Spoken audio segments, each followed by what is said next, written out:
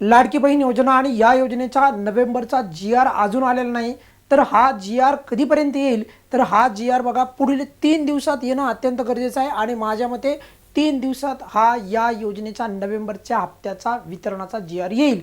पण एक महत्त्वाचा मुद्दा म्हणजे बघा 2 हप्ते यावेळेस मिळतील एकत्रित याची शक्यता फार कमी आहे, म्हणजे एकच आणि तो पण नोव्हेंबरचा आपल्याला 17वा हप्ताच यावेळेस मिळणार आहे, परंतु 3 दिवसात GR येणं अत्यंत गरजेचं आहे। आता तुम्ही म्हणाल की असा का मुद्दा म्हणतायत सर तुम्ही?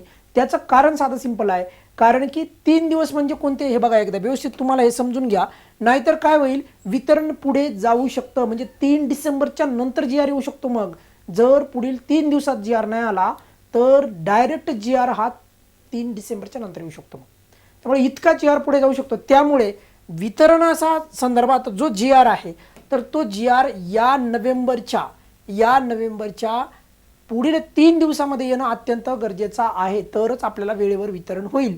आता बघा आज 26 तारीख आहे, आज तारीख किती आहे? 26 तारीख आहे, आज 26 तारीख आहे आज, आणि आज आहे बुधवार। त्यानंतर बघा आता इथे व्यवस्थित लक्षात ठेवा, उद्याचा एक दिवस आहे, त्यानंतर एक शुक्रवार आहे आणि त्यानंतर शनिवार आहे, त्यानंतरची जी 30 तारीख आली आहे 30 तारीख ही रविवारची आली आहे, त्यामुळे रविवारी वितरणाचा GR येणार नाही। त्यामुळे मी सांगतोय तुम्हाला की या पुढच्या 3 दिवसामध्ये GR यायला पाहिजे, आणि समजा या 3 दिवसामध्ये नाही आला तर रविवारी तर नाही येणार।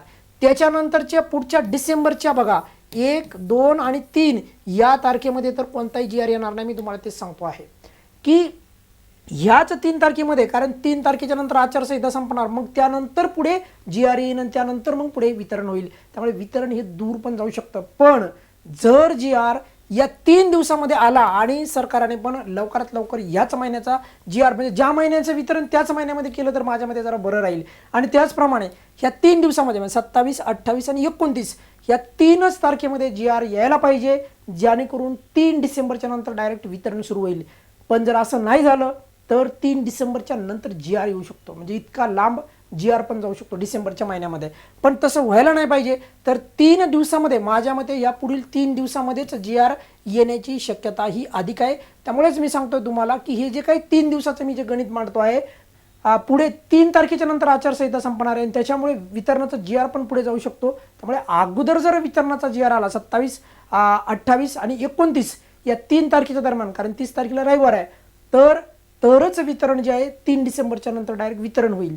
पण जर GR पुढे गेला तर वितरण पण पुढे जाऊ शकतं, तर तसं होऊ नये, वेळेच्या वेळेवर जे वितरण व्हावं। आणि या वेळेचं जे काही वितरण आहे तर ते खास करून नोव्हेंबरचं जे वितरण आहे म्हणजे 17वा हप्ता, तर हा हप्ता आपल्याला याच महिन्यामध्ये मिळावा, पुढच्या महिन्यामध्ये तो जाऊ नये।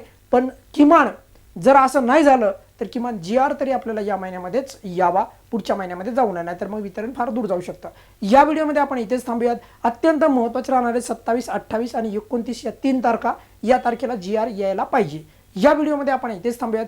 काही अडचण असेल तर व्हिडिओच्या खाली कमेंट्समध्ये विचारू शकता। धन्यवाद।